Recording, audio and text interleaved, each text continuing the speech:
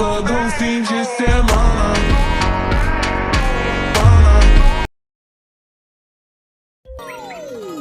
शीला, अरे ओ शीला, अरे जल्दी करो, देर हो रही है भाई। आ रही हूँ, बस 5 मिनट और रुको। अरे पिछले 2 घंटे से 5 मिनट लगा कर रखा है। अरे शहर के बाजार ही तो जाना है, किसी के ब्याह में थोड़ी ना जाना है। जो इतना श्रृंगार कर रही हो, सच संवर रही हो, हैं हीरोइन ही बन रही हो। आप थोड़ी देर के लिए अपनी जबान पर लगाम लगा कर रखो, मुझे तैयार होने दो, समझे? अरे धन्नो, ए वीरू, ए टुन्नू, तब तक हम सोचते हैं कि दिवाली के लिए जो है शहर से क्या क्या सामान लाना है। अच्छा धन्नो, तेरे लिए ना मैं एक सफेद रंग की माला जो है वो अवश्य लूंगा। हाँ। धन्नो ने जोर जोर से नामे गर्दन हिलाई। है तुझे माला पसंद नहीं है? धन्नो ने हाँ में गर्दन हिलाई। तो फिर अरे हाँ, अरे मैं तो भूल गया था, तुझे तो पीला रंग बहुत पसंद है। चल तो हम पीली माला लेंगे, हैं पीली माला।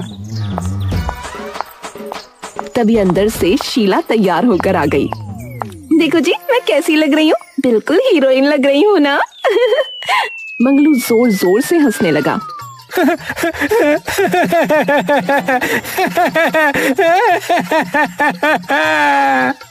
क्या हुआ जी?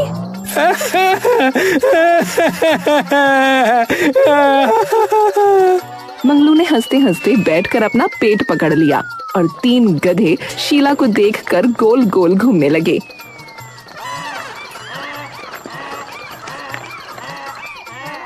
ए चलो, तुम मेरे पास मत आओ।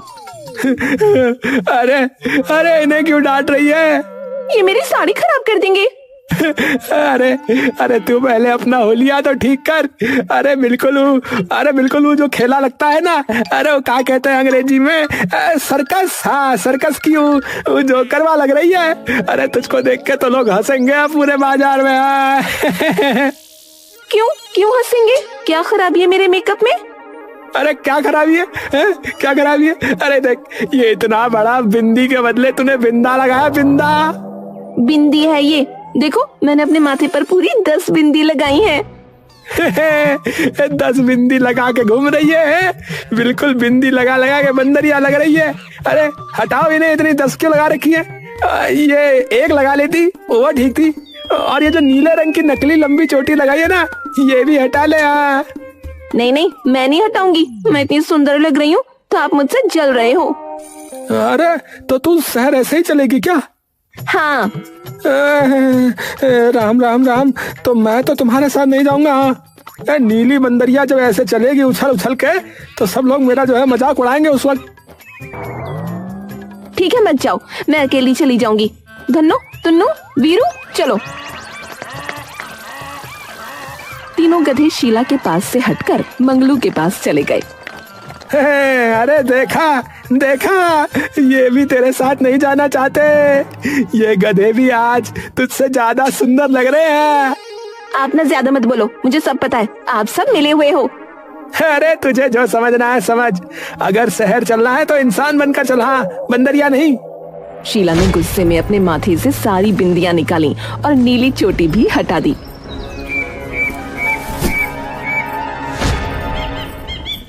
हाँ अब ठीक है, तुम औरतें भी ना कमाल हो, हैं? पहले मान जाती तो इतना समय बर्बाद नहीं होता। चलो अब। शीला ने उसे गुस्से से देखा। चुपचाप चलो, तुमको तो मैं आकर देखूंगी।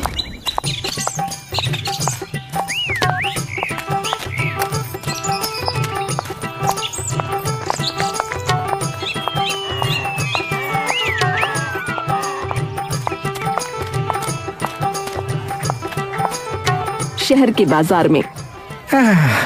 अरे बड़ी रौनक है नहीं? बाजार बड़ा सजा हुआ है। अरे आज तो बिल्कुल पैर रखने की जगह नहीं लग रही। अरे माला की दुकान कहाँ है? अरे वो रही माला।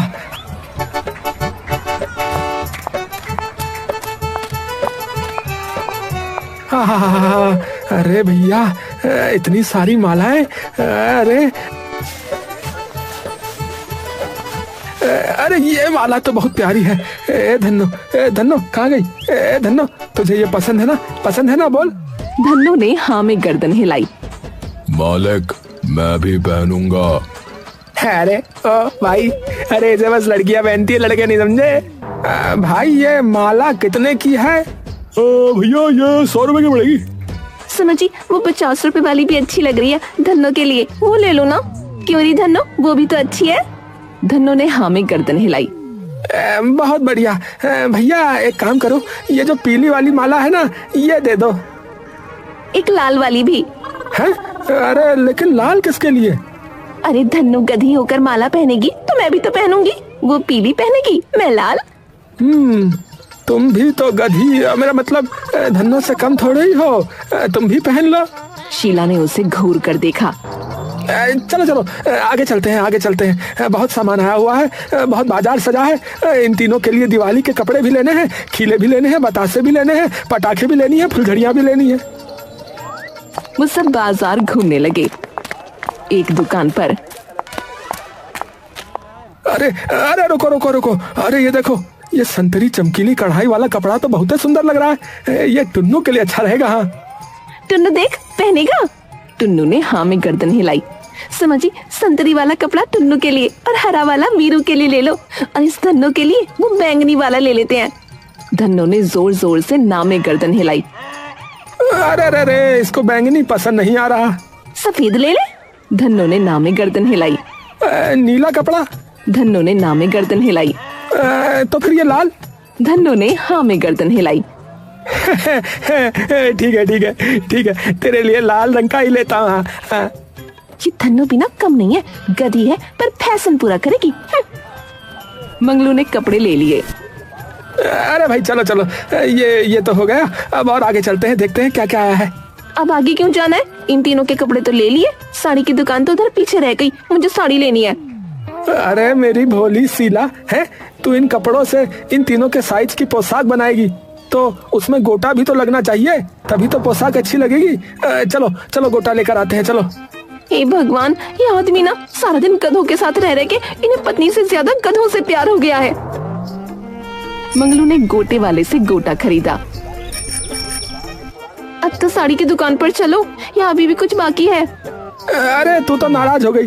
चल चल, अब तेरे लिए बढ़िया सी साड़ी लेते हैं। हाँ साड़ी की दुकान पर दुकानदार ने बहुत सी साड़ियाँ दिखाई।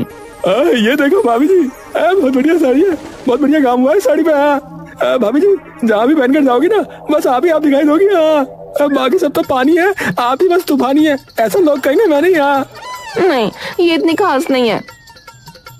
वो लोग वहाँ से आ गए। बाप रे, मालकिन तो बहुत चलाती है। तीनों बैठ गए। अरे शीला, अरे अब और कितना घुमाएगी? 100 साड़ियाँ देख ली तूने, लेकिन पसंद एक भी नहीं करी। सुनो जी, मुझे वो वाली पसंद है। मंगलू ने पीछे मुड़कर देखा। शोरूम में एक स्टैचू ने सुंदर सी सितारों वाली लाल रंग की साड़ी पहनी हुई थी। हैं? वो पुतले वाली? अरे मरवाएगी ये। अरे बहुत महंगी होगी वो। मुझे तो वही चाहिए। अच्छा अच्छा, चलो चलो।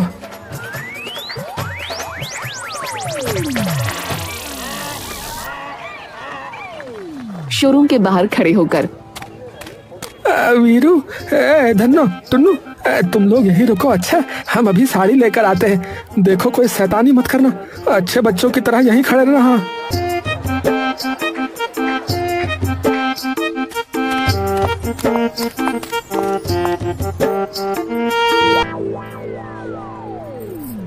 आइए आइए, बताइए किस तरह की साड़ी चाहिए आपको। आइए आइए बहन जी। वो बाहर जो लाल साड़ी है ना, सितारों वाली। अरे वाह वाह वाह, वो तो आज ही आई है। आपकी पसंद जो है ना, वो बहुत ही लाजवाब है। हाँ अरे भैया, पर है कितने की ये तो बता दो। अरे मात्र 3500 रुपए की है। पैक कर दूं क्या? 3500? भैया साड़ी बेच रहे हो कि टेंट? भैया बहुत महंगी है, बहुत महंगी है भैया ये साड़ी। देखिए भाई साहब, इस साड़ी की क्वालिटी बहुत बढ़िया है, इसका दाम कम नहीं हो सकता। तुम कोई और माल देख लो भाई। लो ये देखो, मेरे पास अच्छी अच्छी साड़ियां हैं। अरे छोटू, छोटू, जरा और साड़ियां निकाल ऊपर से। अरे देखोगी? नहीं। अरे उसके पास और भी अच्छी साड़ियां थी, देख लेती। शीला ने उसे घूरा तो वो चुप हो गया। अगर मैं दिवाली पर नई साड़ी लूंगी तो बस वही लूंगी, दूसरी साड़ी तो मेरे पास बहुत है। अरे अच्छा अच्छा, जैसी तुम्हारी मर्जी। आप अपने लिए कुर्ता पायजामा तो ले लो। अभी तो दिवाली में 1 हफ्ता बाकी है, मैं फिर आकर ले लूंगा। चलो शाम होने को है, तो अब चलो घर चलते हैं।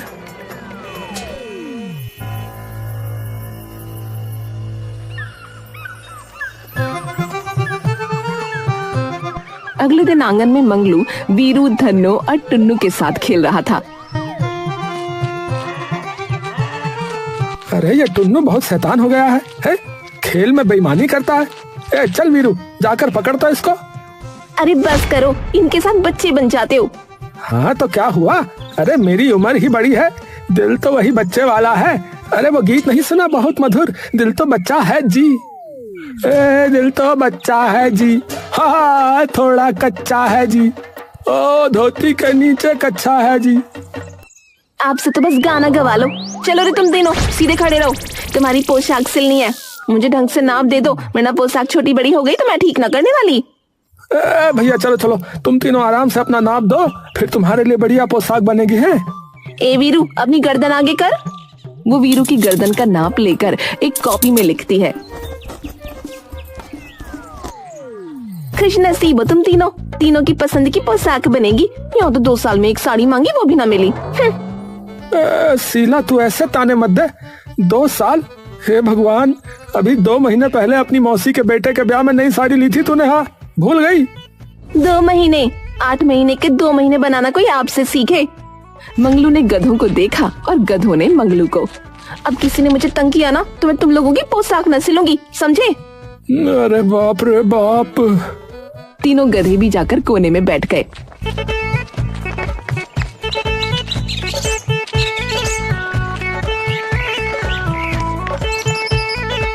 तुम दोनों अब उसे तंग मत करना, वरना वो अपनी साड़ी का गुस्सा मेरी पोशाक पर निकाल देगी। मैं तो उसे खूब तंग करूंगा। हाँ।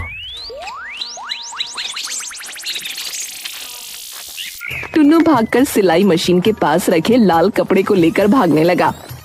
ए टुन्नू के बच्चे, रखो उसे, सारे घर का काम खत्म करके तुम लोगों के कपड़े सिल रही हूँ। गाँव में कोई दर्जी गधों के लिए पोशाक नहीं बनाने वाला, रखो उसे। टुन्नू भागने लगा। शीला उसके पीछे भागने लगी।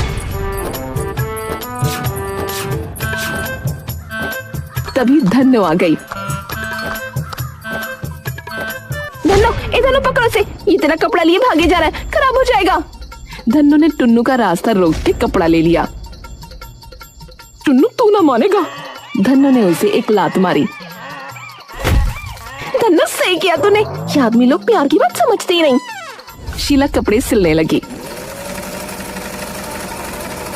टुन्नू बाहर जाकर वीरू के पास बैठ गया। अबे यार, तुझे मना किया था ना कि शैतानी मत कर। अरे यार, मैं बोर हो रहा था।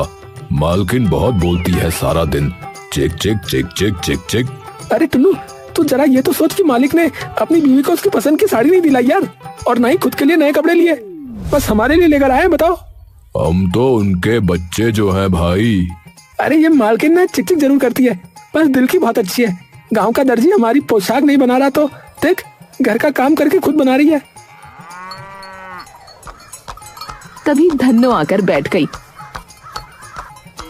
टुन्नू, अगर अब तूने कुछ किया ना तो मैं मालिक से कहकर तुझे रस्सी से बंधवा दूंगी, समझा? समझ गया समझ गया। अब तुम दोनों अपना भाषण बंद करो। दिवाली वाले दिन। अरे शीला, अरे दीपावली की बहुत बहुत शुभकामनाएं भाई। आज क्या शुभ दिन है। अरे जय हो लक्ष्मी मैया। दिवाली मुबारक हो। अरे मेरे प्यारे वीरू, धन्नू, टुन्नू, अरे भैया, अरे दिवाली की हैप्पी की दिवाली, मतलब दिवाली की शुभकामनाएं। अरे भैया, आज शाम को जो है ना हम लोग खूब मजा करेंगे। अच्छा। वो नाचने लगा और तीनों गधे गोल गोल घूमने लगे। सुनो जी, शाम होते ही घर आ जाना। हाँ हाँ ठीक है ठीक है, शाम को तो हम दीपावली मनाएंगे। हाँ अरे तू हमारे लिए जो है खीर पूरी हलवा सब कुछ बना के रखना। अच्छा, और सोन पापड़ी भी होनी चाहिए। हाँ वो मुझे बहुत पसंद है। और हाँ सुन, शरबत भी बना लेना। वो तीनों गधों को लेकर जाने लगा। अरे आप इन तीनों को भी ले जा रहे हो? अरे हाँ हाँ, तो काम नहीं करना है क्या है? अरे मैं अकेले सब काम नहीं कर पाता। ये तीनों तो मेरे हाथ, आंख, नाक और कान है, तो ये ले जाऊंगा नहीं इनको अपने साथ। अच्छा अच्छा, किसी एक को तो मेरी मदद के लिए छोड़ जाओ, आज बहुत काम है, मैं अकेले काम करते करते थक जाऊंगी। अरे तेरी ये चोरी की आदत नहीं जाती है? त्योहार वाले दिन भी थक जाऊंगी। बताओ। देखो आज दिवाली है, अगर मैं नाराज हो गई तो? अरे नहीं वीरू, तू आज घर पर ही रुक है। देख ले क्या कह रही है तेरी माँ जी। नहीं, ये वीरू और टुन्नू तो बहुत शैतान है, मेरी मदद करने के बजाय तंग कर देंगे। आप धन्नो को छोड़ जाओ। ठीक है, चल धन्नो, आज तू ही घर पर रह, ठीक है? बाकी हम तो चले भैया काम पे। हाँ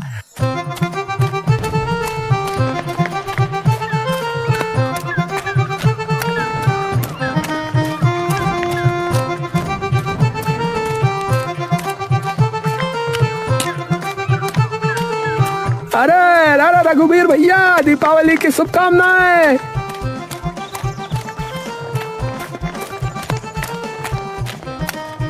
रास्ते में जाते हुए मंगलू गाना गाने लगा। अरे आई रे दिवाली, ओ भैया आई रे दिवाली, अरे लाई रे खुशहाली, ओ भैया आई रे दिवाली। अरे आई बाजार में फुलझड़ी, अरे आए बाजार में अनार, अरे आज मनाएंगे दिवाली और मनेगा त्योहार। अरे आई रे दिवाली, ओ खुशियाँ लाई रे दिवाली, आहा आई रे दिवाली, ओहो लाई रे दिवाली। दोनों गधे गोल गोल घूमने लगे।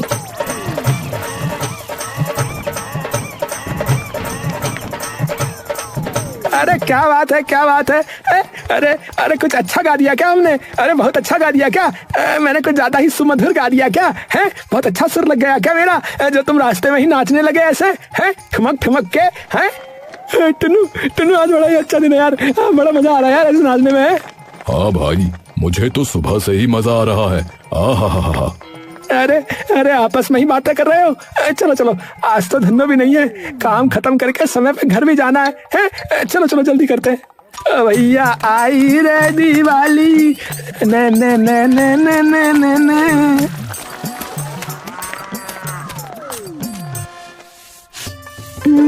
खाने में थोड़ी चावल, छोले, आलू और पूरी बना लेती हूँ। टुन्नू, वीरू, धन्नो को खीर पसंद है, वो भी बना लूंगी। शीला ने जल्दी घर ठीक किया।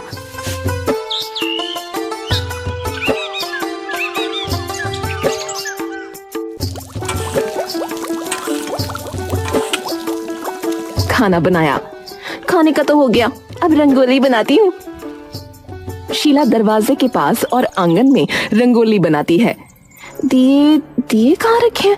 हे राम, सब सामान खरीद लिया, दिए तो लिए ही नहीं। वो धन्नो के पास गई। शीला ने धन्नो के मुंह में नोट और एक कागज दबाया। धन्नो, गांव में हाट से दिए ले आ, मैंने कागज पर लिख दिया है 3 दर्जन, इसका मतलब है 36 दिए, समझी? अरे तुझे गिनती थोड़ी आती होगी, रोज सामान गिन कर मुझे ही गिनती नहीं आती होगी भला, मोल भाव करना भी आ गया है मुझे। तू बस जल्दी से दिए ले आ। धन्नो भागती हुई दिए वाले के पास गई। अरे ये गधा कहाँ से आ गया? चल भैया चल। अरे यार आज दीपावली के दिन तुम कहीं पैर वार मत रख देना यार, मेरे दिए टूट जाएंगे यार। धन्नो ने अपना मुंह आगे किया। हाँ अरे बड़ा समझदार लग रहा है ये, क्या इसके मुंह में पैसे? भैया क्या है ये? धन्नो ने 10 का नोट और कागज का टुकड़ा उसके पास रख दिया। ये क्या कागज क्या है? 10 रुपए के 3 दर्जन मतलब क्या चाहिए भैया, क्या चाहिए? ये जो ढेर लगाया दिया, मतलब 3 दर्जन दिए? धन्नो ने दिए की तरफ इशारा किया। अच्छा देता हूँ।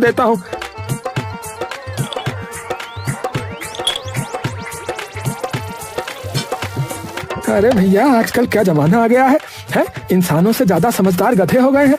लगता है बहुत ज्यादा यूट्यूब देख रहे हैं। धन्नो ने ले जाकर शीला को दिए दे दिए। अरे वाह धन्नो, तू तो बड़ी समझदार हो गई है। मुझे तो लगा तू रास्ते में कहीं मस्ती कर रही होगी।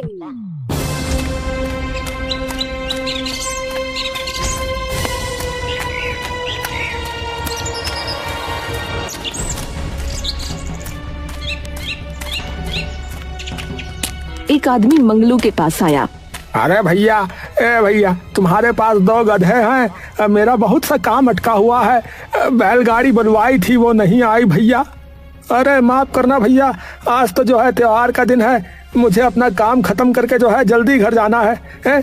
अरे वही तो भैया, अरे आज दिवाली है, मेरे बहुत सारे ऑर्डर पहुंचाने हैं। अगर नहीं गए तो बहुत ज्यादा नुकसान हो जाएगा भैया। अरे 1 मिनट भैया, 1 मिनट है, मैं इनसे जरा पूछ लूं। क्या कहते हो बीरू और टुन्नू, हमें इनकी सहायता करनी चाहिए कि नहीं? बीरू और टुन्नू दोनों आदमी के पास जाकर खड़े हो गए। अरे जय हो राम जी की।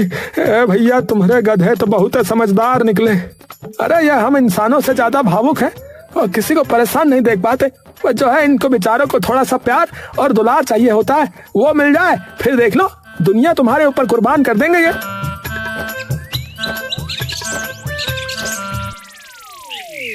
धन्नो सुन, मेरा एक और काम कर दे। मेरी साड़ी के चक्कर में इन्होंने अपने लिए कुर्ता पायजामा न खरीदा। मेरे पास तो बहुत साड़ियां हैं, पर इनके पास 2 ही कुर्ते हैं, वो भी पुराने हो गए हैं। दिवाली है, मैं इनको उपहार में नया कुर्ता पायजामा दूंगी। धन्नो ने आंखें मटकाई। आंखें मत मटका, ध्यान से सुन। ये रुपए मैंने बचा कर रखे थे, तू जा इनसे कुर्ता पायजामा लेकर आ। उसने थैले में रुपए और कागज डालकर उसको दे दिया। मैंने कागज पर साइज लिख दिया है। सुन, शाम होने को है, जल्दी आ जाना। मालकिन बोलती कड़वा है पर दिल की अच्छी है।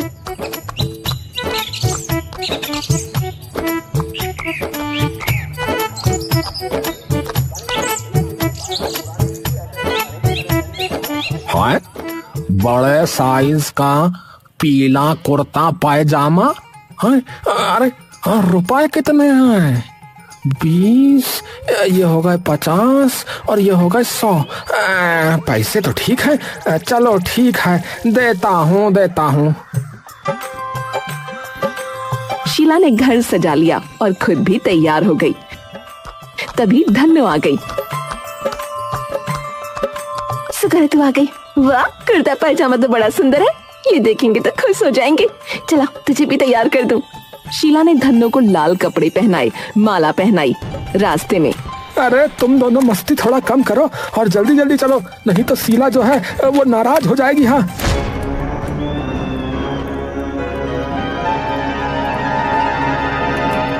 ए बीनू, हमारी भी क्या किस्मत है। देख आज दिवाली है, सब लोग कितने खुश हैं। नए नए कपड़े पहन रखे हैं, मिठाई खा रहे हैं, पटाखे चला रहे हैं और हम यहाँ पर कचरा छांट रहे हैं। दिवाली हम जैसों के लिए नहीं है और तू ज्यादा सोच मत, चुपचाप ये कूड़ा उठा और चल, वरना रात का खाना भी नसीब ना होगा। मेरा भी मन करता है मैं भी दिवाली मनाऊं। देख वो जो टूटे हुए दिए गिरे पड़े ना, उन्हें उठा ले, हम इनसे कुछ कर लेंगे।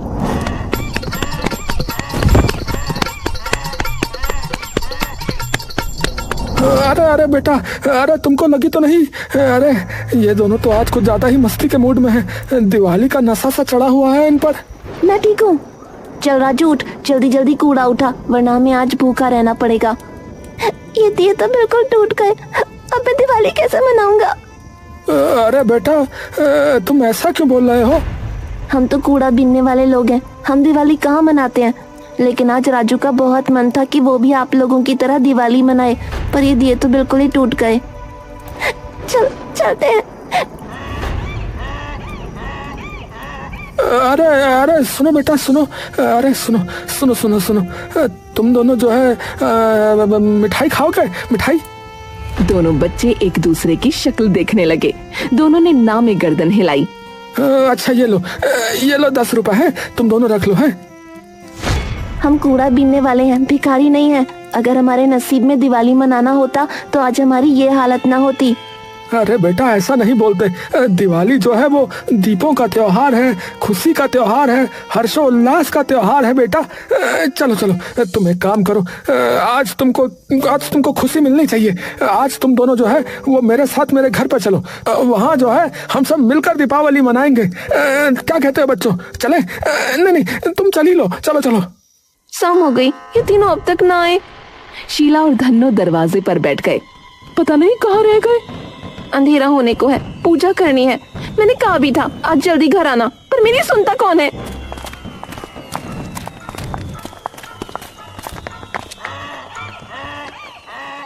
तभी मंगलू, टुन्नू और वीरू आ गए। समय देखा है, और ये दोनों कौन है? अरे शीला आज दीपावली है, तुम ना, मैं हाथ जोड़ता हूँ, आज नाराज मत होना, ठीक है देवी जी। अरे सुनो मजाक की बात एक तरफ, अरे ये बच्चे जो हैं बेचारे गरीब हैं, रास्ते में मिल गए थे, इनका थोड़ा सा नुकसान भी हो गया। फिर मैंने सोचा कि क्यों ना इनको अपने साथ ही ले चलूँ घर पे। आज साथ में दीपावली मनाएंगे सभी, तो बड़ा मजा आएगा। है दीपावली तो त्योहार वैसे भी जो है सभी के साथ मिलकर मनाने का त्योहार है, तो इसीलिए। शीला ने उसे घूर कर देखा। आपने तो समाज सेवा का ठेका ले रखा है। अरे शीला, अरे क्या बोल रही हो? अरे आज त्योहार के दिन हमारी वजह से अगर किसी के चेहरे पर थोड़ी सी खुशी आ जाएगी, है वो थोड़ा सा खुश हो जाएंगे, तो हमारा क्या बिगड़ जाएगा? अरे सोचो, दिवाली तो माता लक्ष्मी का त्योहार है, प्रभु राम का त्योहार है उनकी कृपा हो जाएगी, और दूसरा जो है बच्चों का दिल खुश हो जाएगा। अरे सब मिलकर खुशी मनाएंगे, मिठाई खाएंगे, नाचेंगे गाएंगे। अरे यही सब तो है त्योहार का मतलब। इनके लिए कुछ लेकर आए? हाँ, मैं इनके लिए कपड़े लेकर आया हूँ। हाँ। ये लो, दिवाली मुबारक। अरे ये मेरे लिए है? अरे वाह। हाँ, आपको क्या लगता है मैं सारे रुपए खर्च कर देती हूँ? बचत करती हूँ, उसी से आपके लिए मंगवाया है। अब चलो ना, जल्दी से इसे पहनकर तैयार हो जाओ। अरे तुमने तो आज मुझे बहुत बढ़िया उपहार दिया है। अच्छा सुनो, मैं भी तुम्हारे लिए जो है ना एक उपहार लाया हूँ, ये लो। और दीपावली की बहुत बहुत शुभकामनाएं शीला जी। क्या है इसमें? अरे खोल कर तो देखो। सितारों वाली लाल साड़ी। ये तो वही पुतले वाली साड़ी है ना? मंगलू ने हाँ में गर्दन हिलाई। ये तो बहुत महंगी है। आपने? अरे सब बताता हूँ। सुनो तो सही, एक व्यापारी आया था, उसके बहुत सारे आर्डर आज ही पहुंचने थे। उसकी बैलगाड़ी आई नहीं। टुन्नू और वीरों ने जो है बड़ी मेहनत की, उसके आर्डर पहुंचा दिए, वरना उस बेचारे का दीपावली वाले दिन बहुत बड़ा नुकसान होने वाला था। हाँ। उसने दिए थे रुपए? हाँ भाई, उसी ने दिए। और मैं तो जो है साड़ी को भूल ही गया था, पर जब मैं रुपया लेकर जो है पीरू और टुन्नू के पास गया, तो ये दोनों भागकर फिर साड़ी वाली दुकान पे पहुंच गए। बताओ। मेरे प्यारे बच्चों, तुम बड़े प्यारे हो। अरे अब चलो देर मत करो, संध्या की आरती का समय हो गया है, और देखो लोगों ने दीप भी जलाने प्रारंभ कर दिए हैं। जल्दी करो, हमें भी दियों में तेल वेल डाल के आज जो है घर के आंगन में सब जगह रोशनी प्रकाश ही प्रकाश करना है। तुम भी जल्दी से साड़ी को पहन लो और तैयार हो जाओ। है हाँ, और आप भी कुर्ता पायजामा पहनकर तैयार हो जाओ, और इन सबको भी तैयार कर दो। वहाँ उधर वीरू और टुन्नू की पोशाक रखी है। अच्छा ठीक है, तुम ज्यादा देर मत करो, घंटे मत लगा देना, बता रहा हूँ, माता लक्ष्मी का पूजन भी करना है। हाँ, और सुनो, मैं तब तक इनको भी तैयार कर देता हूँ। कि चारों तरफ दिए ही दिए जल रहे हैं। लोग दिवाली धूमधाम से मना रहे हैं।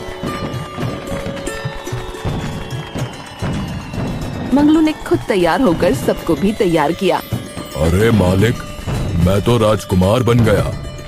अरे मेरी पोशाक, आहा, मजा ही आ गया। तुम दोनों से अच्छी लग रही हूँ मैं कैसी लग रही हूँ? अरे बहुत अच्छे लग रही हो, बहुत बढ़िया। आहा, वो बिल्कुल पिक्चर की हीरोइन ही लग रही है। हाँ। अरे बच्चों, अरे तुम भी इधर आओ, आ जाओ, जल्दी से आओ, इधर पर तिलक विलक लगाओ, और ये दिए विए जलाओ, और जो है ये फुलझड़ी और वो पटाखे और अनार और वो कहाँ है बम, अरे भैया सब निकालो बाहर आज। हाँ, आज खूब हुड़दंग धमाल और कमाल होगा भैया। हाँ, अरे रोशनी करो, पूरा प्रकाश का त्योहार है, माता का त्योहार है, भगवान राम का त्योहार है। अरे चलो भैया शुरू करो बच्चों, बैठो मत, आओ खुशियाँ मनाओ। अरे लो फुलझड़ी जलाओ। आज तो सब इतने अच्छे लग रहे हैं, मैं सबको काला टीका लगा देती हूँ। मंगलू और शीला ने पूजा की। शीला ने सभी के माथे पर तिलक किया। सभी ने आंगन में आकर मिठाई खाई, आतिशबाजी की।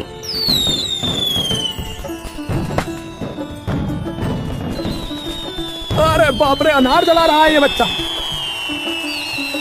हाँ हाँ, अरे वाह वाह वाह, अरे वाह, हाँ हाँ, चारों तरफ प्रकाश ही प्रकाश छाया हुआ है। अरे हाँ हाँ, पूरी धरती प्रकाश से जो है भर गई है भैया। जय हो लक्ष्मी मैया, जय हो प्रभु श्री राम, जय हो सभी देवी देवताओं की। अरे अरे शीला, अरे मिठाई मिठाई भी लाओ, बच्चों को भी खिलाओ, हमें भी खिलाओ, और ये जो है टुन्नू बीरू सभी को दो। अरे मेरा गाना गाना था, मुझे ढोलक नहीं मिल रही। चलो ऐसे ही गा लेता हूँ। अरे आई रे दिवाली, खुशियाँ लाई रे दिवाली, आहा मिठाई भी है आई और फुलझड़ी भी है आई। हमने अनार भी जलाया, हमने बम को भी चलाया, आहा हमने दीपक भी जलाया, हमने कीर्तन भजन गाया, आहा अरे आई रे दिवाली, आहा आई रे दिवाली, आहा खुशियाँ लाई रे दिवाली। तीनों गधे और बच्चे नाचते हैं। सच्ची में आप खुद चाहे जैसी मर्जी जीवन जी रहे हो, लेकिन दूसरों की खुशी में जो संतुष्टि है वो मैंने आपसे सीखा है।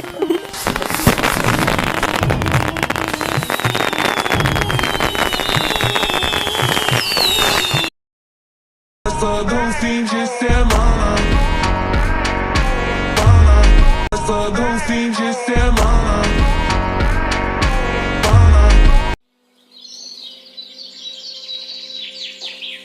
मधुपुर गांव गंगा के किनारे बसा एक छोटा सा गांव था, जहां हरे भरे खेतों के बीच एक रहस्यमयी बरगद का पेड़ सदियों से खड़ा था। उसकी विशाल जड़ें किसी प्राचीन सर्प की तरह जमीन में गहराई तक फैली हुई थीं, और उसकी मोटी घुमावदार शाखाएं आसमान को छू रही थीं, जैसे वे ब्रह्मांड के अनगिनत रहस्यों को अपने भीतर समेटे हुए हों। गांव वाले इसे रहस्य का पेड़ कहते थे, और इसके नाम के पीछे सिर्फ कहानियां नहीं, बल्कि सदियों पुराने डर और अनसुलझे रहस्य छिपे थे। हर रात सूर्यास्त के बाद उस पेड़ के पास से अजीब और डरावनी आवाजें सुनाई देती थीं। कभी बच्चों की डरावनी खिलखिलाहट जो अचानक शांत हो जाती, कभी किसी बूढ़े की कराह जो हवा में घुल जाती, तो कभी पत्तों की सरसराहट के बीच किसी अदृश्य फुसफुसाहट का भ्रम, जैसे कोई प्राचीन आत्मा फुसफुसा रही हो। कुछ का मानना था कि पेड़ के नीचे प्राचीन काल का एक अतुलनीय खजाना छिपा है, जिसे सिर्फ भाग्यशाली और पवित्र हृदय वाले ही पा सकते हैं, जबकि कुछ का मानना था कि वहां बुरी आत्माएं और भटकती प्रेतात्माएं वास करती हैं, जो किसी भी राहगीर को अपने मायावी जाल में फंसाकर हमेशा के लिए कैद कर सकती हैं। इसी गहरे डर के कारण सूर्यास्त के बाद कोई भी उस पेड़ के पास जाने की हिम्मत नहीं करता था, और दिन में भी लोग एक निश्चित दूरी बनाए रखते थे, जैसे पेड़ के चारों ओर एक अदृश्य अभेद्य घेरा हो। इसी गांव में रहता था रामू, एक गरीब किसान। उसकी छोटी सी झोपड़ी थी, जिसकी टूटी हुई छत बारिश में टपकती थी और जिसकी दीवारें मिट्टी और गोबर से बनी थीं। वो अपने सूखे खेतों में दिन रात एक कर मेहनत करता था। सुबह सूरज उगने से पहले उठकर और रात ढलने के बाद थककर सोता था। लेकिन प्रकृति के क्रूर मार और भाग्य की निरंतर परीक्षा ने उसे कभी चैन से नहीं जीने दिया। उसका एक दोस्त था, शेखर, जो हमेशा जल्दी अमीर बनने के सपने देखता था और अक्सर हवाई किले बनाता रहता था। उसकी बातों में अक्सर लालच की चमक और जल्दबाजी की धुन होती थी। वो हमेशा आसान रास्तों की तलाश में रहता था, भले ही उसके लिए दूसरों को नुकसान पहुंचाना पड़े। गांव में सूरज, एक लालची और क्रूर व्यापारी जिसका सूदखोरी का धंधा पूरे गांव में फैला था, भी रहता था। सूरज किसी भी कीमत पर लोगों की जमीनें हथियाने और उन्हें अपने अधीन रखने को तैयार रहता था। और फिर थी कलावती, एक बुजुर्ग रहस्यमयी महिला जो गांव के बाहर एक टूटे फूटे घर में रहती थी। उसके बारे में कहा जाता था कि उसे जड़ी बूटियों और प्राचीन विद्या का गहरा ज्ञान था, और कुछ लोग उसे डायन भी कहते थे, जबकि कुछ उसे गांव की पुरानी कहानियों का जीवित संग्रह मानते थे। कलावती का घर गांव के बाहरी छोर पर था, जहां जंगली झाड़ियां और सन्नाटा पसरा रहता था। लोग उससे डरते भी थे, उसकी रहस्यमयी शक्तियों और उसकी अजीबोगरीब हरकतों के कारण, और जरूरत पड़ने पर उसके पास जाते भी थे अपनी समस्याओं का हल ढूंढने या भविष्य जानने के लिए। रामू की जिंदगी मुश्किलों से भरी थी, लगातार 2 साल से सूखे की चपेट में उसके खेत बंजर हो रहे थे। जमीन सूखकर दरारें पड़ने लगी थीं और वो सूरज का बड़ा कर्ज चुकाने में असमर्थ था। सूरज का कर्ज बढ़ता जा रहा था और उसकी आंखों में रामू की जमीन हथियाने की चमक साफ दिख रही थी, जैसे वो एक भूखा भेड़िया हो जो अपने शिकार का इंतजार कर रहा हो। एक सुबह जब रामू अपने खेत में निराश बैठा था, सूरज अपने कुछ लठैतों के साथ वहां आया। उसकी चाल में घमंड और आंखों में क्रूरता थी, जैसे वो अपने शिकार पर टूट पड़ने को तैयार हो। रामू, कब तक इस बंजर जमीन को सींचेगा? देख रहा हूँ तेरी मेहनत भी अब पानी मांग रही है और तेरे हाथ की लकीरें भी सूख गई हैं। इसे मुझे बेच दे, मैं तुझे तेरी औकात से भी ज्यादा पैसे दूंगा ताकि तू अपनी झोपड़ी तो बचा सके और अपने परिवार को 2 वक्त की रोटी खिला सके। वैसे भी तेरा खेत अब किसी काम का नहीं। सूरज, ये जमीन मेरे बाप दादा की निशानी है। मेरी रगों में उनका खून है और ये जमीन मेरी आत्मा है।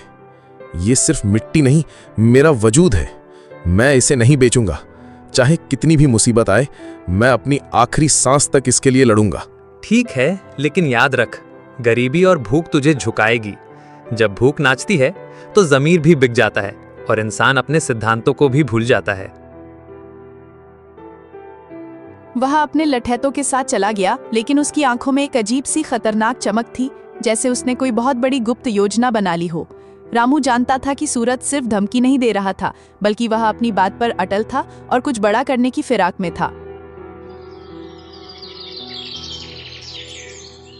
उसी शाम रामू अपने दोस्त शेखर से मिलने गया। शेखर हमेशा जल्दी अमीर बनने की नई नई योजनाएं बनाता रहता था, चाहे वो गांव में चोरी छिपे जुए का अड्डा हो या जंगल से दुर्लभ जड़ी बूटियां निकालने की बात। उसकी हर बात में एक छिपी हुई स्वार्थ की गंध होती थी और वो हमेशा दूसरों का फायदा उठाने के मौके तलाशता रहता था।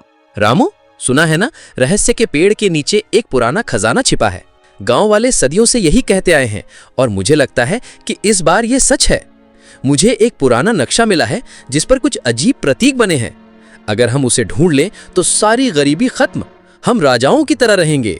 तू अपने खेत को सोने से पाट सकेगा और मैं एक बड़ा महल बनाऊंगा जिसे देखकर दुनिया हैरान रह जाएगी। शेखर, ये सब गांव वालों की बनाई कहानियां हैं, सिर्फ डरने के लिए। कौन सा खजाना? और उस पेड़ के पास तो भूत प्रेत का डर है। तूने खुद कितनी कहानियां सुनी हैं? उस पेड़ के बारे में हर कहानी खून और शाप की बात करती है। डरने की क्या बात, अंधविश्वास है सब। डरपोक लोग ही कहानियां गढ़ती हैं। हम दोनों मिलकर जांच करेंगे, पूरी रात वहीं रुकेंगे। अगर खजाना मिला तो आधा आधा बांट लेंगे, दोस्ती में कोई कमी नहीं। शेखर की बातों में रामू को हमेशा से थोड़ी चालाकी दिखती थी, लेकिन इस बार उसकी उत्सुकता कुछ ज्यादा ही थी। उसकी आवाज में एक अजीब सी जल्दबाजी थी, जैसे वो कोई मौका हाथ से जाने नहीं देना चाहता था। रामू ने शेखर की बात को मजाक में डाल दिया, लेकिन उसके मन में एक सवाल कौंध गया। क्या वाकई उस पेड़ में कोई रहस्य था और शेखर की इतनी उत्सुकता के पीछे सिर्फ दोस्ती थी या कुछ और? क्या उसने सूरज की योजना के बारे में कुछ सुन लिया था या उसके पास वाकई कोई नक्शा था? शेखर के पास कौन सा नक्शा था? क्या वो वाकई रामू का दोस्त था या उसकी अपनी कोई छिपी मंशा थी जिसे वो दोस्ती की आड़ में पूरा करना चाहता था? सूरज की चाल क्या थी? क्या वो सिर्फ जमीन चाहता था या खजाने के बारे में भी उसे कुछ पता था? क्या शेखर ने सूरज की बात सुन ली थी और वो पहले खजाना पाना चाहता था? अगले दिन गांव में एक अजीब सी अफवाह फैली। कहा गया कि कलावती, वो बुजुर्ग रहस्यमयी महिला जिसने कई दशकों से गांव से दूरी बना रखी थी, ने रहस्य के पेड़ के बारे में कुछ देखा था। एक सपना, एक दर्शन या शायद कोई प्राचीन भविष्यवाणी जो सदियों से छिपी थी। रामू और शेखर दोनों ही उत्सुकता से भरे उसके घर गए। कलावती का घर गांव के एक कोने में था, जहां सन्नाटा पसरा रहता था और चारों ओर सूखी जड़ी बूटियों की तेज अजीब सी गंध फैली हुई थी। उसके घर की दीवारों पर अजीबोगरीब नक्शे खुदे थे, जिनमें पुराने प्रतीकों और तारों की चाल का जिक्र था, और कोने में ताड़ के पत्ते पर लिखी जीर्ण शीर्ण पोथियां और प्राचीन किताबें बिखरी पड़ी थीं। हर चीज रहस्यमयी और पुरानी लग रही थी, जैसे वो किसी और समय से जुड़ी हो। रामू, शेखर, मैंने सपने में देखा है।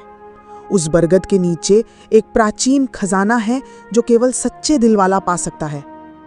लेकिन सावधान, उस पेड़ की रक्षा एक बहुत पुरानी शक्तिशाली अदृश्य शक्ति करती है। वो शक्ति हर उस व्यक्ति पर कहर ढाती है जिसकी नीयत में खोट हो, जो लालच से भरा हो। उसके लिए पेड़ एक भयानक जाल बन जाता है जहां से कोई वापस नहीं लौटता। कलावती माँ, हमें वो खजाना चाहिए। बताओ क्या करना होगा। हम कुछ भी करेंगे। मैं अपनी जान भी दांव पर लगाने को तैयार हूँ। मुझे वो नक्शा मिला है, क्या वो सच है? कलावती ने एक पुरानी जीर्ण शीर्ण किताब निकाली जिसके पन्ने पीले पड़ चुके थे और उन पर अजीब सी भाषा में कुछ लिखा था जिसे कोई नहीं पढ़ सकता था। इस किताब में लिखा है कि खजाने को पाने के लिए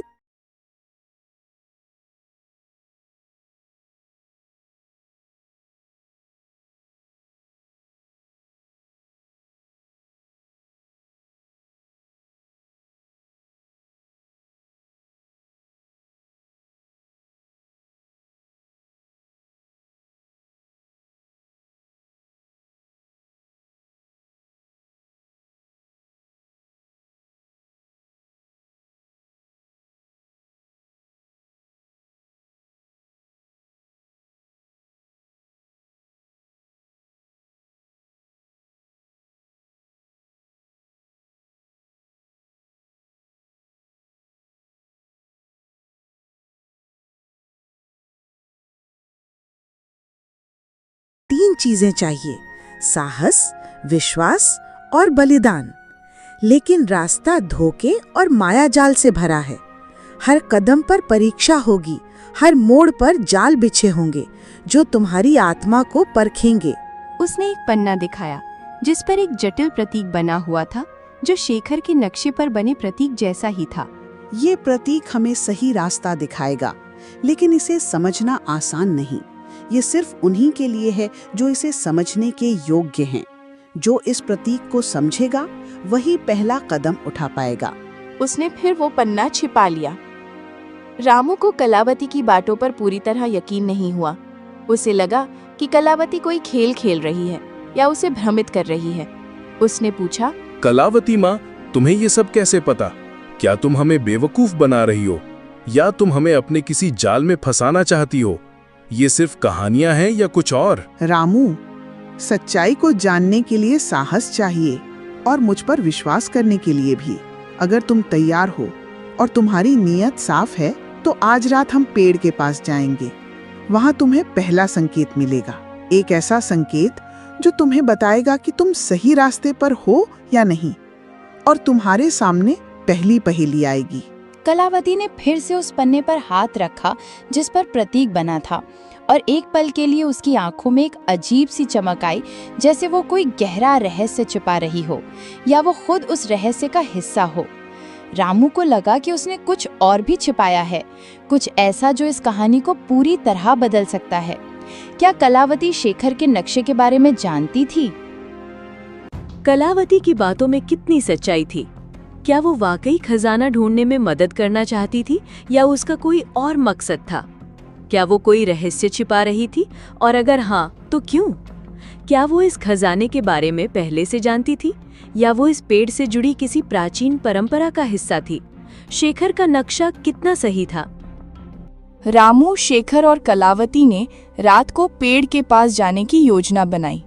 सूरज को इसकी भनक लग गई क्योंकि उसके जासूस पूरे गांव में फैले हुए थे जो उसे हर छोटी बड़ी खबर देते थे।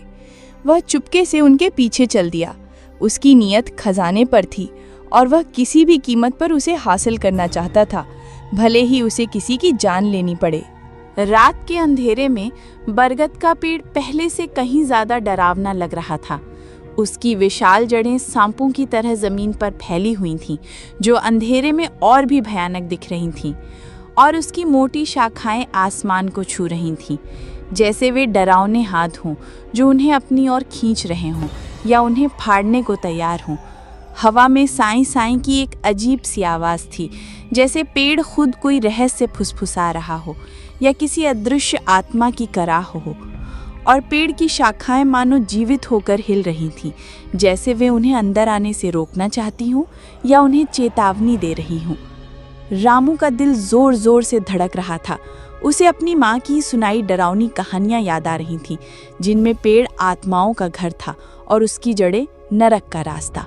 शेखर, ये जगह ठीक नहीं लग रही। मुझे कुछ अजीब सा महसूस हो रहा है। हमें वापस चलना चाहिए। ये सब मजाक नहीं है।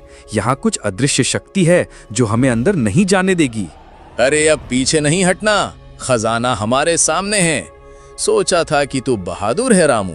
क्या तू इन कहानियों से डर गया? ये सिर्फ हवा की आवाजें हैं। चुप रहो दोनों, हमें किताब के निर्देशों का पालन करना होगा। डरोगे तो खजाना कभी नहीं मिलेगा। ध्यान से देखो, पेड़ तुम्हें बुला रहा है। ये तुम्हें रास्ता दिखाएगा, लेकिन तुम्हें अपनी आत्मा को शुद्ध रखना होगा।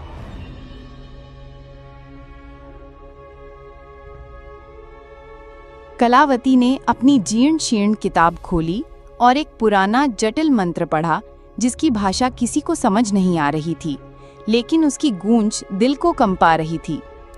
मंत्र खत्म होते ही अचानक पेड़ की जड़ों के पास जमीन हिलने लगी, जैसे नीचे कुछ हलचल हो रही हो, और मिट्टी ऊपर उठने लगी एक अजीब सी रोशनी के साथ। एक पुराना जंग लगा ताला दिखाई दिया जो जमीन में धंसा हुआ था और अजीब प्रतीकों से सजा था, जो अंधेरे में चमक रहे थे जैसे वे जीवित हों। देखा रामू, मैंने कहा था ना, खजाना यही है। हम अमीर बनने वाले हैं। हम सब मुसीबतों से बाहर निकल जाएंगे। अब बस इसे खोलना है। इस ताले को खोलने के लिए 3 चीजें चाहिए: एक साहसी का खून, एक विश्वासी का आंसू और एक बलिदान। ये तीनों चीजें एक साथ पवित्र भावना से अर्पित की जानी चाहिए। कोई भी लालच या स्वार्थ इसे भंग कर देगा और खजाने के संरक्षक तुम्हें कभी माफ नहीं करेंगे। रामू ने साहस दिखाते हुए अपना हाथ काटा और खून की कुछ बूंदें ताले पर डाली। ताला हल्का सा चमक उठा और उस पर बने प्रतीक तेजी से जलने लगे, जैसे वे आग पकड़ रहे हों। शेखर ने अपनी माँ की याद में आंसू बहाए और ताले पर डाले। आंसू गिरते ही ताले से एक धीमी रहस्यमयी गूंज सुनाई दी, जैसे पेड़ खुद बोल रहा हो या कोई अदृश्य शक्ति जगा हो। लेकिन बलिदान का मतलब क्या था? कलावती ने अभी तक कोई संकेत नहीं दिया था। बलिदान का मतलब है कि तुम में से कोई अपनी सबसे कीमती चीज यहाँ छोड़ देगा। ये त्याग की निशानी होगी जो खजाने के देवता को संतुष्ट करेगी और तुम्हें उसकी कृपा मिलेगी। यह सिर्फ एक वस्तु नहीं, तुम्हारी आत्मा का अंश होगा। रामू ने अपनी माँ की दी हुई एक पुरानी चांदी की अंगूठी निकाली, जो उसके लिए सबसे कीमती थी। उसकी माँ की आखिरी याद, और उसने कभी उसे खुद से दूर नहीं किया था। उसने आंखें बंद करके उसे ताले के पास रख दिया। उसके चेहरे पर दर्द और दृढ़ता थी। शेखर ने अपनी जेब से एक पुराना चमचमाता सिक्का निकाला, जो उसके दादाजी का था। वो उसे देने में हिचकिचा रहा था। उसके हाथ कांप रहे थे। उसके चेहरे पर लालच साफ दिख रहा था, लेकिन खजाने की भूख ने उसे मजबूर किया। उसने भी उसे रख दिया, लेकिन कलावती ने कुछ नहीं दिया। कलावती माँ, तुमने बलिदान में कुछ क्यों नहीं दिया? तुमने हमें धोखा दिया है। ये कैसा बलिदान है? मेरा बलिदान मेरा समय है जो मैं तुम्हें दे रही हूँ, और मेरा ज्ञान जो मैं तुम्हें इस यात्रा में दे रही हूँ। तुम दोनों ने जो दिया वो तुम्हारे लिए कीमती था, मेरे लिए नहीं। मेरा बलिदान अलग है और तुम इसे अभी नहीं समझोगे। मेरा जीवन ही मेरा बलिदान है। रामू को शक हुआ, लेकिन तभी ताला एक तेज गड़गड़ाहट जैसी आवाज के साथ खुल गया, जैसे सदियों का रहस्य खुल रहा हो, और जमीन भी कांपने लगी। जमीन में एक गहरा अंधेरा गड्ढा दिखाई दिया, जिसमें एक चमकता हुआ पुराना संदूक रखा था। उसकी चमक इतनी तेज थी कि आंखें चौंधिया गईं, और उसमें से एक अजीब सी मीठी सुगंध आ रही थी जो मन को भ्रमित कर सकती थी। कलावती ने बलिदान नहीं दिया, लेकिन ताला खुल गया। क्या उसने मंत्र में कुछ छिपाया था, या उसके ज्ञान का दावा सिर्फ एक बहाना था? क्या वो इन दोनों को सिर्फ मोहरा बना रही थी, या वो इस खजाने से जुड़ी किसी और गुप्त योजना का हिस्सा थी? क्या उसके जीवन का बलिदान ही वो थी, या कोई और गहरा राज था? संदूक में क्या था? क्या ये वाकई खजाना था, या कोई और रहस्य, कोई जाल? क्या सूरज आ रहा था? क्या पेड़ ने कलावती को ये शक्ति दी थी कि वो बलिदान के बिना भी ताला खोल सके? तभी सूरज अचानक झाड़ियों से निकला। उसकी आंखों में लालच और जीत की चमक थी। जैसे उसने अपनी चाल में जीत हासिल कर ली हो। उसके पीछे उसके लठैत भी थे जो हथियारों से लैस थे। ये खजाना मेरा है, तुम सब बेवकूफ बन गए। मैंने तुम सब पर नजर रखी हुई थी। अब तुम सब यहाँ से निकलो या तुम सब का अंजाम बहुत बुरा होगा। उसने शेखर को एक जोरदार धक्का दिया जो संभल नहीं पाया और नीचे गिर पड़ा। उसका सिर जमीन से टकराया और वो दर्द से कराहने लगा। सूरज संदूक की ओर दौड़ा।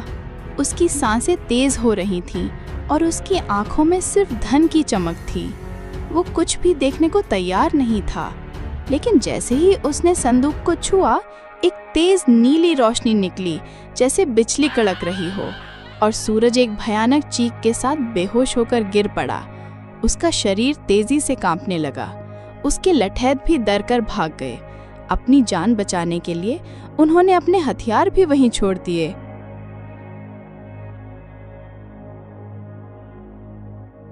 ये क्या हुआ?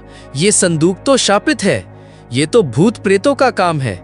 हमें यहाँ से भागना चाहिए, नहीं तो हम भी यहीं फंस जाएंगे। मैंने कहा था ना, खजाना केवल सच्चे दिल वाला पा सकता है। सूरज का लालच उसे ले डूबा।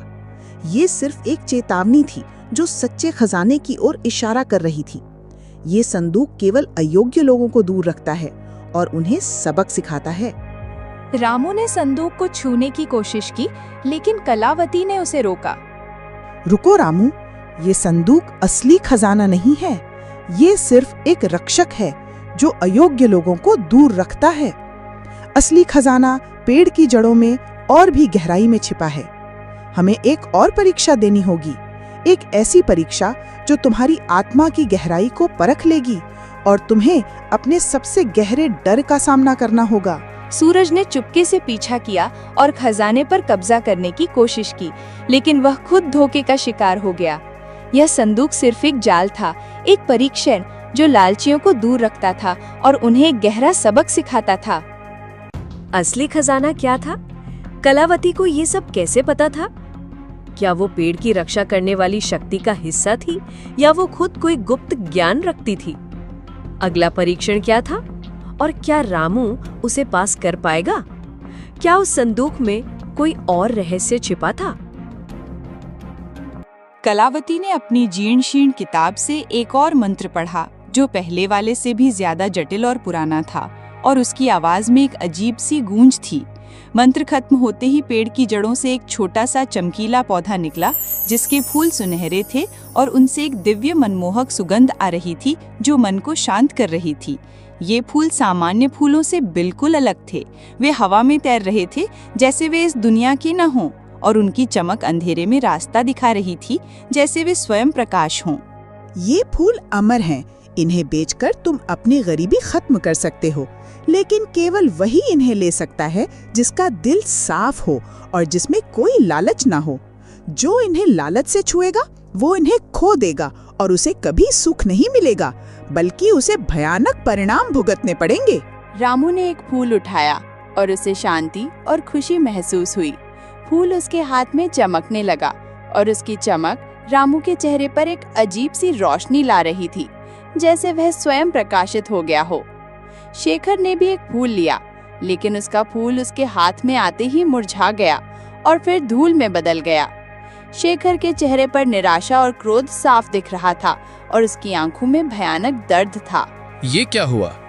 मेरा फूल क्यों मुरझा गया? कलावती माँ, तूने मुझसे झूठ कहा है। तू हमें बेवकूफ बना रही है। लालच और धोखा तुम्हें कभी सुख नहीं देगा शेखर। ये फूल केवल उन्हीं के लिए हैं जो निस्वार्थ हैं और जिनकी आत्मा शुद्ध है। तुम्हारी आत्मा में लालच भरा है, इसलिए ये फूल तुम्हें स्वीकार नहीं करते, बल्कि तुम्हें अस्वीकार करते हैं। कलावती माँ, तुम्हें ये सब कैसे पता? और तुमने बलिदान क्यों नहीं दिया? तुम कौन हो? क्या तुम इस पेड़ की रखवाली करती हो?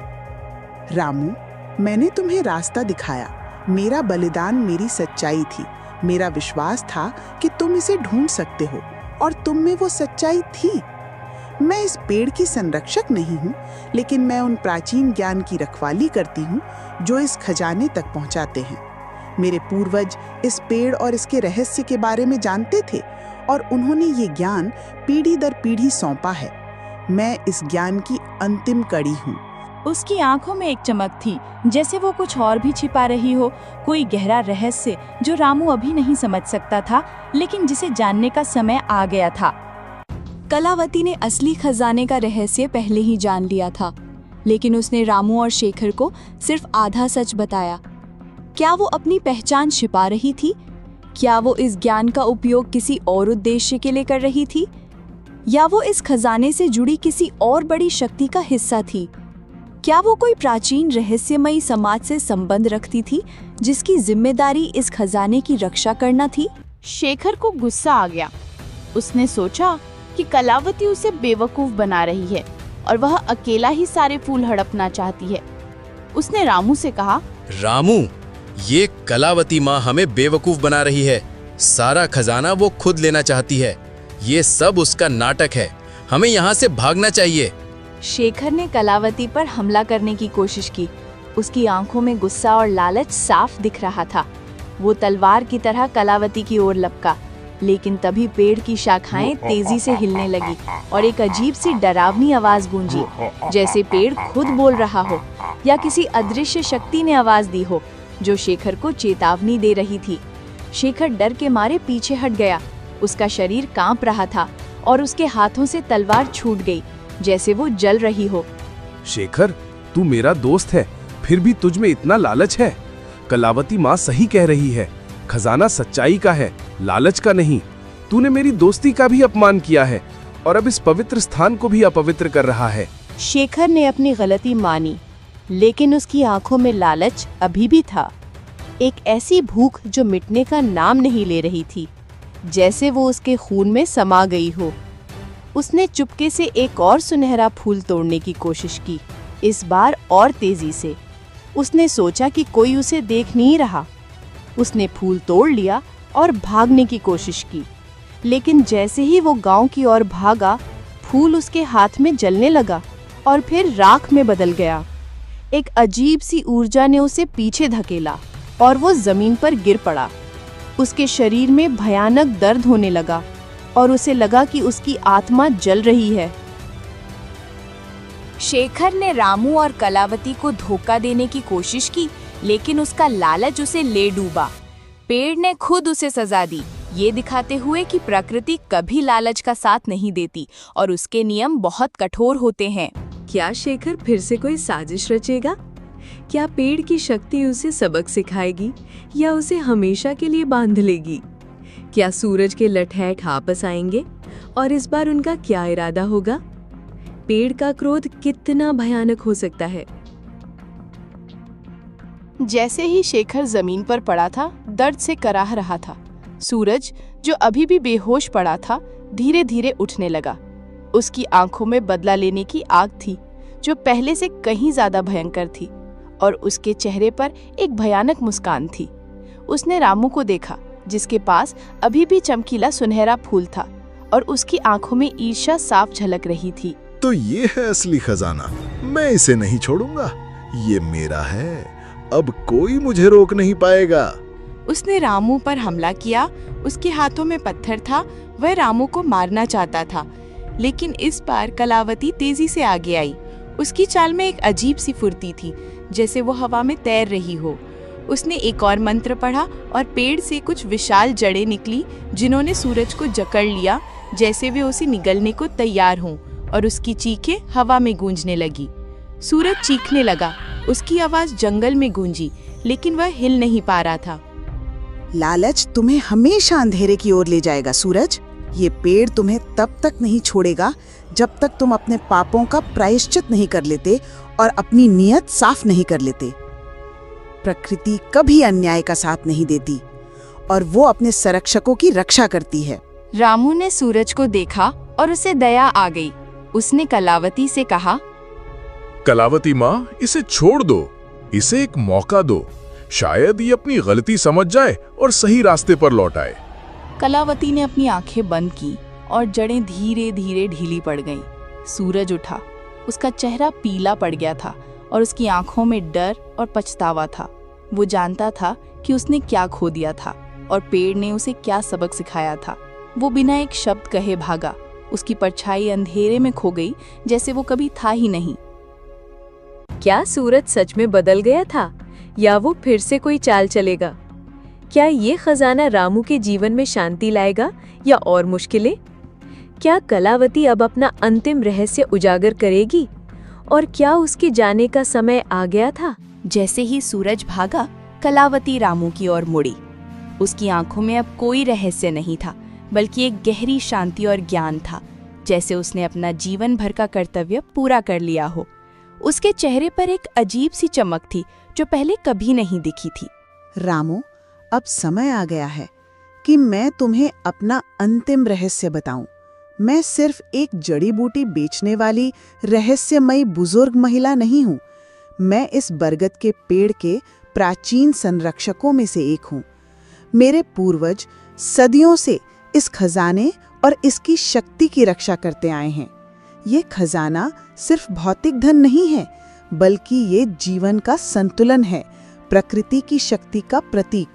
ये सुनहरे फूल सिर्फ धन नहीं देते, बल्कि ये शुद्ध ऊर्जा हैं जो धरती को उर्वर बनाती हैं और दिलों को शुद्ध करती हैं। ये पेड़ सिर्फ एक पेड़ नहीं, बल्कि प्रकृति की आत्मा है और इसका खजाना उसकी जीवनदायिनी शक्ति। तो तुम पहले से ये सब जानती थी और तुम यहाँ क्यों रुकी थी? हाँ रामू, मैंने तुम्हें और शेखर को इसलिए लाया क्योंकि मैं जानना चाहती थी कि तुम में से कौन सच्चा है और कौन इस खजाने का हकदार है। शेखर के लालच ने उसे भटका दिया और उसे अपनी गलतियों से सीखना होगा। सूरज की क्रूरता ने उसे दूर कर दिया, लेकिन उसे भी सबक मिल गया। लेकिन तुमने अपनी सच्चाई, दया और निस्वार्थ भाव से खुद को साबित किया। तुम ही इस खजाने के वास्तविक उत्तराधिकारी हो। उसने एक और फूल रामू को दिया। ये फूल अनंत हैं, जब तक इनका उपयोग अच्छे के लिए किया जाएगा। जब तुम इन्हें बेचोगे तो ये तुम्हारी गरीबी दूर करेंगे, लेकिन इनका असली मूल्य तुम्हारी मेहनत और ईमानदारी से बढ़ेगा और ये तुम्हारी आत्मा को और भी शुद्ध करेंगे। कलावती ने अपनी आंखों में एक अजीब सी चमक के साथ कहा, मेरा बलिदान रामू इस खजाने के रहस्य को इतने सालों तक अपने भीतर छिपाए रखना था। मेरी जिम्मेदारी थी कि मैं सही व्यक्ति को ये रास्ता दिखाऊं और इस प्राचीन ज्ञान को आगे बढ़ाऊं। अब मेरी जिम्मेदारी पूरी हुई। इस पेड़ की शक्ति और इसका ज्ञान अब तुम्हारे साथ रहेगा। कलावती का शरीर धीरे धीरे पारदर्शी होने लगा और फिर वो हवा में घुल गई, जैसे वो कभी वहां थी ही नहीं, या जैसे वो किसी और लोक से आई थी और अब अपनी असली घर लौट रही थी। उसकी आवाज रामू के कानों में गूंजती रही। रामू अकेला रह गया। उसके हाथ में सुनहरे फूल थे और उसके मन में एक गहरा रहस्य और एक नई जिम्मेदारी। उसने महसूस किया कि कलावती सिर्फ एक बुजुर्ग महिला नहीं थी, बल्कि वह प्रकृति का ही एक अंश थी, या कोई प्राचीन आत्मा जो इस खजाने की रक्षा कर रही थी।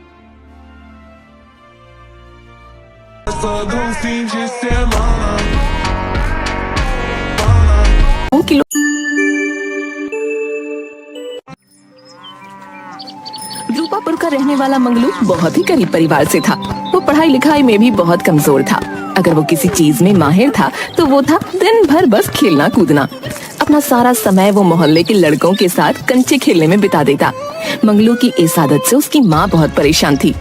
तूने अपना पूरा बचपन इसी तरह कंचे खेलने में बिता दिया, अब तो तू बड़ा हो चला है, अपनी कुछ आदतों को बदल क्यों नहीं देता? तुझे कुछ काम धंधा करना चाहिए ताकि घर की हालत सुधर सके। मैं तो बोल बोल कर पागल हो गई हूँ, पर तुझे कुछ नहीं समझ में आता। माँ तो फिर सुबह सुबह शुरू हो गई। मैं जाता हूँ, दोपहर को खाने के समय वापस आ जाऊंगा। हाँ। मंगलू कुछ नहीं बोलता और खेलने चला जाता है। मंगलू हमेशा बेवकूफी भरी बातें ही करता था। मंगलू की माँ उसकी बेवकूफी भरी बातों से बहुत परेशान रहती थी। एक बार मंगलू ने अपनी माँ से पूछा, माँ लोग मरते कैसे हैं? अब इस बेवकूफ को कैसे समझाऊं कि लोग मरते कैसे हैं? लेकिन अगर इसके सवाल का जवाब नहीं दिया तो ये मुझे सोने भी नहीं देगा। अब माँ सोचने लगी कि मंगलू को कैसे समझाया जाए कि लोग मरते कैसे हैं। माँ बताओ ना माँ, लोग मरते कैसे हैं बताओ। बस आंखें बंद हो जाती हैं और लोग मर जाते हैं। अच्छा, मरना इतना आसान होता है? बस आंखें बंद हुई और मर जाते हैं बस। हाँ ऐसे ही मरते हैं। अब तू मेरी जान मत खा, जा यहाँ से।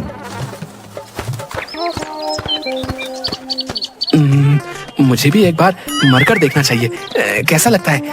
एक काम करता हूँ, गांव के बाहर चलकर एक गड्ढा खोदता हूँ और उसमें आंखें बंद करके लेट जाता हूँ। हाँ, ये अच्छा रहेगा। उसने गांव के बाहर जाकर एक गड्ढा खोदा और उसमें आंखें बंद करके लेट गया। रात होने पर उस रास्ते से दो चोर गुजरे। एक चोर ने दूसरे से कहा, हमारा एक साथी और होता तो कितना अच्छा होता। एक घर के आगे रहता, दूसरा घर के पीछे रहता और तीसरा आराम से घर के अंदर चोरी करता। मंगलू ये बात सुन रहा था। वो अचानक से बोल पड़ा, भैया मैं तो मर चुका हूँ, अगर जिंदा होता तो मैं तुम्हारी मदद कर देता। चोर समझ गए कि ये बिल्कुल बेवकूफ आदमी है। एक चोर मंगलू से बोला, भाई जरा इस गड्ढे में से बाहर निकलकर हमारी मदद कर दो, थोड़ी देर बाद आकर फिर मर जाना। मरने की ऐसी भी क्या जल्दी है भाई? मंगलू को गड्ढे में पड़े पड़े बहुत भूख लगने लगी थी और ठंड भी। उसने सोचा कि चलो चोरों की मदद ही कर दी जाए। ठीक है भाइयों, मैं तुम्हारी मदद कर देता हूँ और उसके बाद फिर मैं मर जाऊंगा। है तुम बहुत दयालु हो भाई। चलो अब हम एक काम करते हैं, पास के ही एक घर में चोरी करने चलते हैं। अच्छा, तुम घर के अंदर चोरी करने जाना, मैं आगे की तरफ पहरा दूंगा और मेरा साथी घर के पीछे की तरफ पहरा देगा। जैसे ही कोई खतरा हमें दिखेगा, हम 3 बार जोर से आया आया आया कहेंगे और तुम घर के अंदर से भाग कर निकलना। ठीक है? ठीक है भाई, चलो चलते हैं। चलो घर के अंदर पहले कुछ खाने पीने के लिए ढूंढता हूँ। पेट में इतने बड़े बड़े चूहे कूद रहे हैं। माँ भी तो कहती है पहले पेट पूजा फिर काम दूजा है, इसीलिए पहले कुछ खा लेता हूँ, बाद में चोरी करूंगा। हाँ हाँ। तभी रसोई में मंगलू को दूध, चीनी और चावल रखे मिले। अरे वाह, क्यों ना खीर बनाकर खाई जाए। मंगलू ने सोचा और खीर बनानी शुरू कर दी। रसोई में ही एक बुढ़िया ठंड से सिकुड़कर सोई हुई थी। जैसे ही बुढ़िया को चूल्हे से आंच लगनी शुरू हुई तो गर्मी महसूस होने पर सही से खुलकर सोने के लिए उसने अपने हाथ फैला दिए। मंगलू ने बुढ़िया को देखा और उसे लगा कि बुढ़िया खीर मांग रही है। अरे अम्मा, पहले खीर तो बनने दे, तब दूंगा ना तुझे। बुढ़िया को थोड़ी और सेक लगी और उसने अपने दोनों हाथ थोड़े और फैला दिए। अरे अम्मा, मैं इतनी सारी खीर बना रहा हूँ, सारी अकेले थोड़ी ना खा लूंगा। शांति रख, तुझे भी खिलाऊंगा। है तुझे भी खिलाऊंगा। लेकिन बुढ़िया को जैसे जैसे सेंक लगती रही तो वो और ज्यादा फैलकर सोने लगी। उसने हाथ और भी ज्यादा फैला दिए। मंगलू को लगा कि ये बुढ़िया खीर के लिए ही हाथ फैला रही है। उसने झुंझलाकर गर्मा गर्म खीर बुढ़िया के हाथ पर रख दी। बुढ़िया का हाथ जल गया। बुढ़िया चीखती चिल्लाती एकदम से हड़बड़ा कर उठ गई।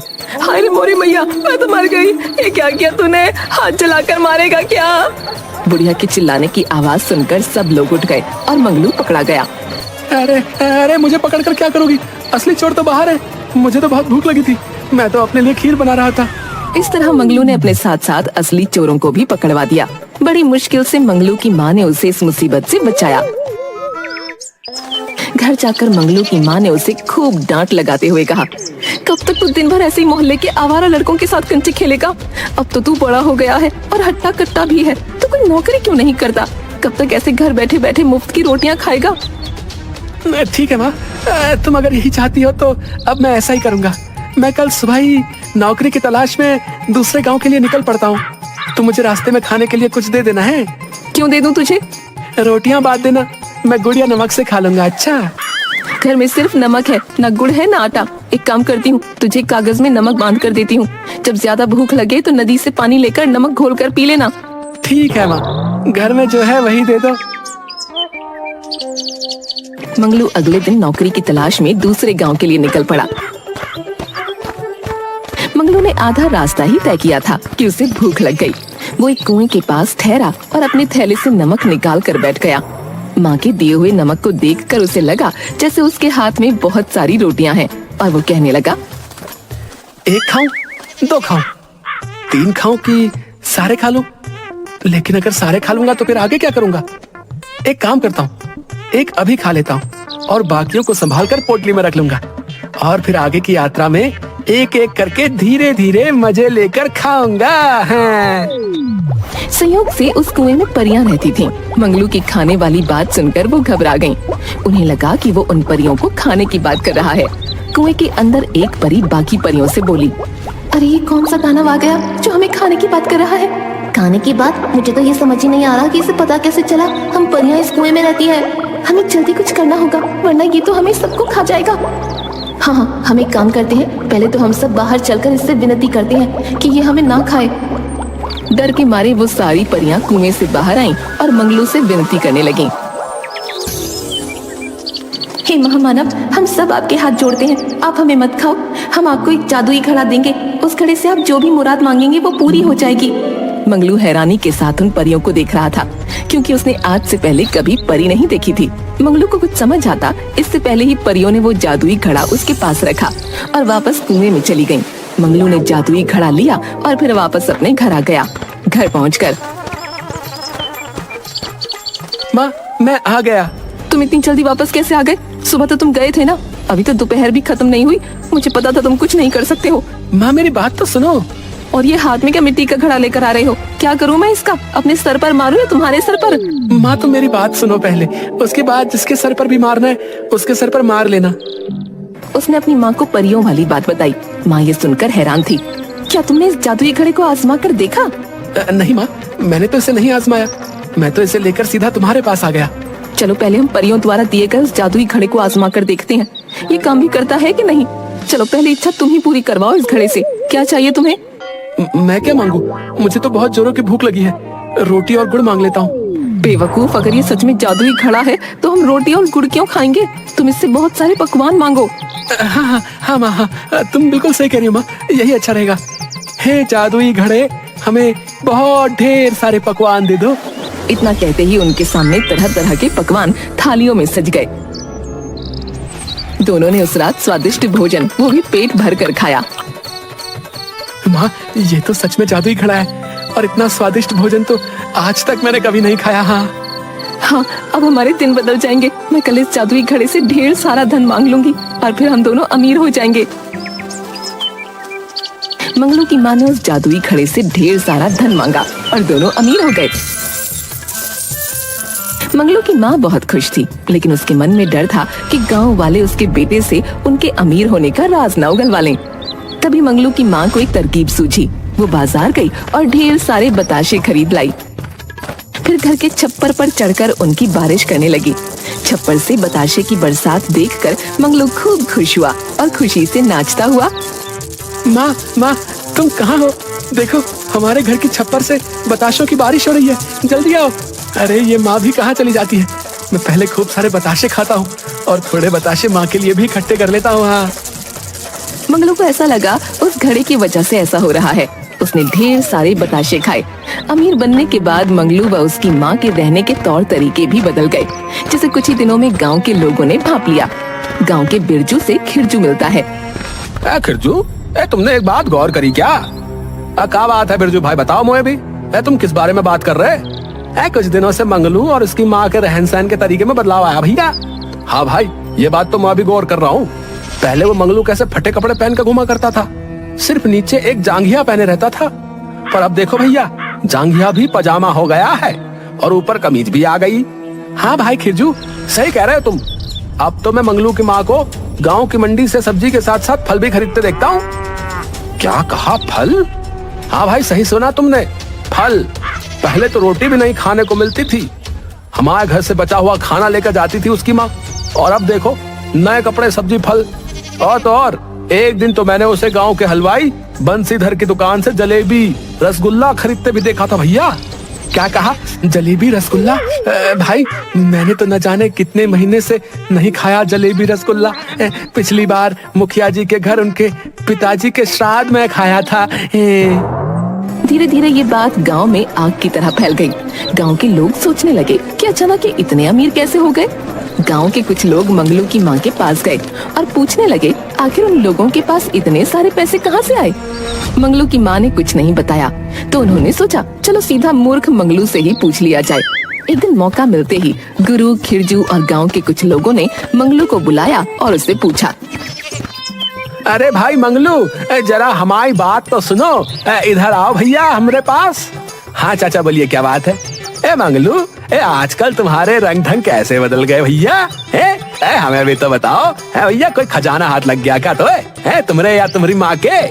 बोला मंगलू गांव वालों की चालाकी नहीं समझ पाया। और उन्हें परी और जादुई घड़े की सारी बात बता दी। मंगलू की बात सुनकर क्या तुम सच कह रहे हो भैया? तुम्हारे पास जादुई घड़ा है?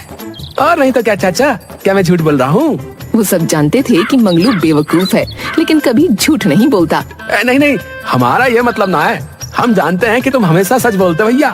अच्छा, क्या तुम हमें वो जादुई घड़ा दिखा सकते हो भैया? हमने कभी जादुई घड़ा नहीं देखा ना। वो देखने में तो साधारण घड़े जैसा ही है चाचा। उसे देखने से आपको नहीं पता चलेगा कि वो जादुई घड़ा है। फिर भी एक बार तो हम भी चाहें कि उस जादुई घड़े को देख लें। क्या पता जीवन में कभी ये मौका मिले न मिले। समझ रहे हो भैया? ठीक है, आप सब मेरे साथ मेरे घर चलिए। वो घड़ा मैंने माँ को दिया था, उसके पास ही है जादुई घड़ा। गांव वाले मंगलू के साथ उसके घर गए और जादुई घड़ा दिखाने के लिए कहने लगे। इस पर मंगलू की माँ ने कहा, हमारे पास ऐसा कोई जादुई घड़ा नहीं है। तुम लोग तो जानते ही हो मेरा बेटा मूर्ख है, ये तो दिन में भी सपने देखता है। माँ याद करो ना, मैंने तुम्हें ही वो जादुई घड़ा दिया था, क्या तुम भूल गई? उसी घड़े से तो हमने रात में ढेर सारे पकवान खाए थे, और फिर हमारी छप्पर से बताशे की बारिश भी तो हुई थी। ये सुनकर उसकी माँ ने हंसते हुए कहा, लो अब बताओ कोई भला छप्पर से भी कहीं बताशे की बारिश होती है? अब गांव वालों को भी मंगलू की माँ की बातों पर यकीन हो गया था। उन्होंने मान लिया कि मंगलू ने कोई सपना देखा होगा और उन्हें कोई मनगढ़ंत कहानी सुना रहा होगा, और सभी अपने अपने घर वापस चले गए। तभी मंगलू के घर पर उसकी मौसी आती है। बहन, बड़े दिनों बाद आई हो, कैसी हो? मैं तो ठीक हूँ। मेरे घर में बारिश का पानी आने से छत टूट गई है। अब कुछ दिन तुम्हारे घर पर ही रहूंगी। बाजार से मेरे लिए मछली लेकर आ और चावल बना। आज मैं मछली और चावल खाऊंगी। इतना कहकर मंगलू की मौसी नहाने के लिए चली जाती है। मंगलू की माँ मंगलू से बोली, न जाने कहाँ से मुसीबत गले आ गई। बेटा तू एक काम कर, थैला लेकर बाजार से मछली ला। माँ, तू अपने जादुई घड़े से मछली क्यों नहीं मांग लेती? नहीं नहीं, तेरी मौसी के सामने वो घड़ा नहीं निकाल सकते। तू तो जानता है ना वो कैसी है। मंगलू थैला लेकर बाजार की तरफ मछली लेने चल देता है। दूसरी तरफ गांव की नदी के पास मछुआरे मछलियों का बाजार लगाते थे। वहाँ मछुआरों ने नदी में जाल फेंका और उस जाल में मछली की जगह एक मगरमच्छ फंस गया। एक मछुआरा दूसरे मछुआरे से, अरे ये तो मछली की जगह मगरमच्छ का बच्चा फंस गया भैया, अब इसका क्या करें? एक काम करते हैं, अभी इस मगरमच्छ के बच्चे को बोरी में डाल देते हैं और मछलियाँ पकड़ने के बाद नदी में छोड़ देंगे। नहीं तो ये हमें भी मछली पकड़ने नहीं देगा भैया। मंगलू बाजार पहुंचकर एक मछुआरे से पूछता है, अरे भाई, क्या तुम्हारे पास मछलियाँ हैं? भैया अभी तो पहला जाल डाला है, मेरे पास मगर है। मंगलू को मगर की जगह मांगुर सुनाई देता है। हाँ, मांगुर तो बड़ी अच्छी मछली होती है, तो एक काम करो, मुझे दे दो। अरे तुम कैसी बातें कर रहे हो? जाने दे भाई, अगर उसे मगर चाहिए तो हमें क्या करना है? पैसे मिल रहे हैं, पैसे ले और उसे मगर दे दे। बोरी में है, पैसे दे दो और बोरी ले जाओ। मंगलू मछुआरे को पैसे देकर बोरी लेकर घर जाता है। घर पहुंचकर मंगलू माँ से, माँ मैं मछली ले आया। कौन सी मछली ले आया जो इतनी बड़ी है? मांगुर मछली है माँ, मांगुर। अरे मांगुर तो बड़ी अच्छी मछली होती है। चल अच्छा ही है जो तू बड़ी मछली ले आया। सर मुझे भी तो दिखा, ताजी तो है ना? हाँ, बिल्कुल ताजी है, मछुआरों ने पहला जाल डाला था। मंगलू माँ से बातें करते करते बोरी खोल देता है और बोरी खोलते ही उसमें से मगरमच्छ का बच्चा निकलकर मंगलू के घर में घूमने लगता है। तभी मंगलू की मौसी वहाँ आ जाती है। हाय दैया, मैंने मछली खाने को क्या कह दिया? तू तो मुझे खिलाने के लिए मगरमच्छ ले आया, क्या यही सीखा है तूने? अरे बेवकूफ, इस मगरमच्छ को कहाँ से ले आया पकड़कर? उस मछुआरे ने तो कहा था कि मांगुर है। बेवकूफ, मांगुर नहीं मगर कहा होगा, तुझे ही मांगुर सुनाई दिया होगा। मंगलू की माँ किसी तरह उस मगरमच्छ के बच्चे से पीछा छुड़ाती है, लेकिन मंगलू की मौसी तो मछली खाने की जिद करके बैठी थी। मंगलू की माँ जादुई मटके से मछली मांगती है और अपनी बहन को खिलाकर शांत करती है।